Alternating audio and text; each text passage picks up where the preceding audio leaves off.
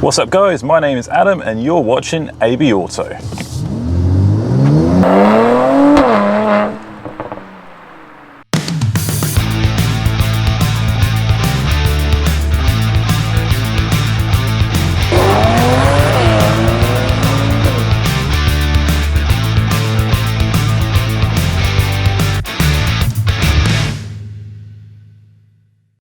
What's up guys, welcome to AB Auto. I hope you're having a fantastic day.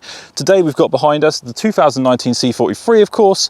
Now, in my last video we looked at ways to protect your car using a little pouch that blocks the signal from the key.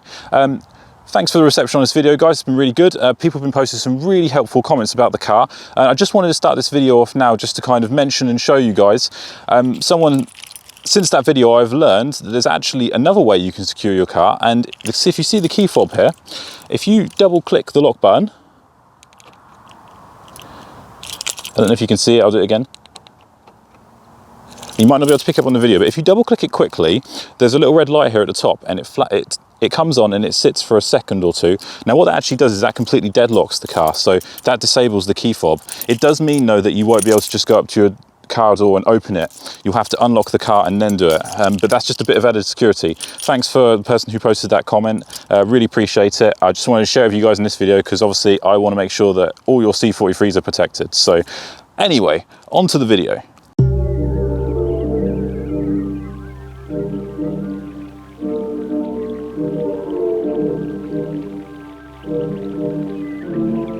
So guys, what are we going to be doing in today's video? Well, in my last video, we were looking at car theft and how to protect yourself. We were looking at using a pouch to block the signal from your key fob. Now, while we were in the car, we started the car up with the key and then we put the key in the pouch so it completely blocked the signal, and this was the equivalent of not having the key in the car. And we noticed in the video that you could actually drive the car for a bit with the key fob essentially not in the car, which made me thinking, we need to do an experiment. And as you know, we absolutely love the experiments here on ABO. We love pushing this car, we love seeing what it can do, but we also like testing the obscure things as well, like this. So as you can see there, we've got this nice long stretch of road behind me. What we're gonna do is we're gonna go into the car, we're gonna start the car up with the key in, and then we're gonna take the key out of the car, and then we're gonna see how far we can drive this car without the key in it, which is quite an essential test really, because I would really like to know. So yeah, let's get in and let's get started.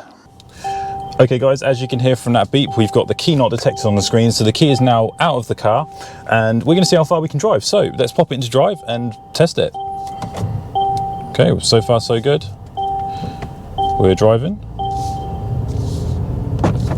We're still beeping, we're still driving. Still going. This is not very good.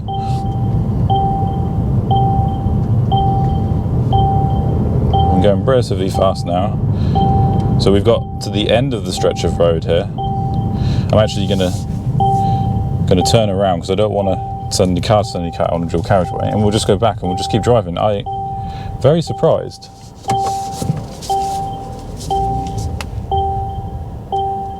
Just turn around here.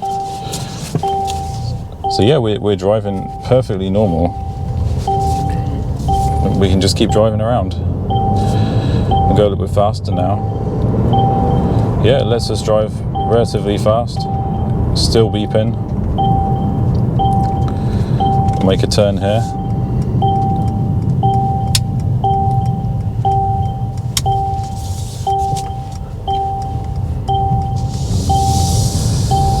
So you can drive the car without the key, but you got an annoying beep. And I can probably just press this button here and cancel that message and it'll stop beeping. So does that mean you don't need the key to drive the car? You only need it to start the car up?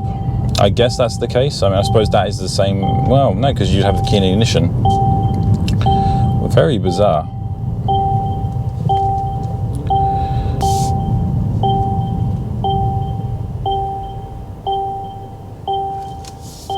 Well, there you go, guys. We can drive the car as far as we want, it seems, without the key in the car. Is that a bad thing? I think it probably is.